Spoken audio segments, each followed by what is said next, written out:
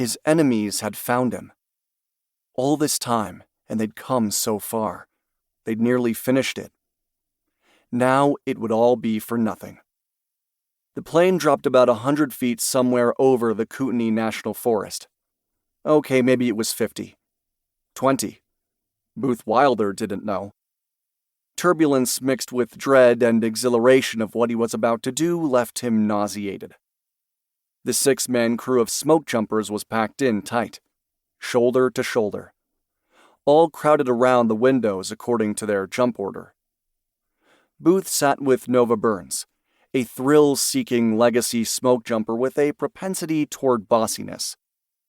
Behind them were Finn and Vince, the 2 Sawyers who'd be out front clearing the brush for the crew. Last in line was Logan, the team lead, and JoJo, another seasoned smokejumper. He glanced at the stoic faces. These jumpers, they had families, homes, lives outside the smoke. Booth wasn't even sure who he was anymore. Just a Witsec nobody. No past, no future. Just this endless free fall until Homeland gave him back his life. "You good?" Nova shouted into the side of his helmet. "Better if Arya didn't plow through every air pocket like she was flying an F-22. He yelled over the roar of the engines. "I miss Tirza." "Whatever. Arya is every bit a daredevil pilot. We were lucky to get her from Alaska," she shouted into her headphone mic. "Hey, Arya, ever think of becoming a fighter pilot?"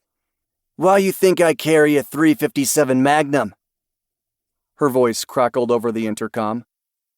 "I just stick my arm out the window and pew, pew, pew." Laughter filled the fuselage, but cut off when the plane hit another patch of turbulence. They slammed down on the cargo. The mirth turned to grumbling. Vince rubbed his elbow. "For real, if Arya doesn't take it easy, I'll have to jump out of this plane. Please tell me someone packed Huggies in the cargo box for Vince." Their spotter for the day, Eric Dale, laughed over the intercom. Booth peered out the window. The charred remains of the mountain landscape rushed past at 100 miles an hour. Thousands of lush green acres lay blackened, ravaged by the wildfire. To the west, black veins of ash pulsed through a crimson expanse. Somewhere out there in the endless wilderness was the real Crazy Henry from the stories Booth told by the fire. And Crispin. 3 years since the nuke had gone missing. 3 years since his life had fallen apart. They'd said his former partner was dead. So why was Crispin here? In Ember of all places? Was his appearance connected to Earl's death? Was this where the nuke trail led? If Crispin was playing some deep game, Booth needed to see the board. Maybe finding him would lead him to the nuke, and maybe it would lead him back to himself. He had to find Crispin. That was the goal. But how? This town was a haystack, and he was searching for the needle blindfolded. The plane bounced and fell again. Queasiness sloshed around his stomach. His breathing was tight, restricted by the straps on his jump harness. He'd never been so eager to jump from a plane before. "Still good?" Nova nudged his knee. "Fine. Just thinking."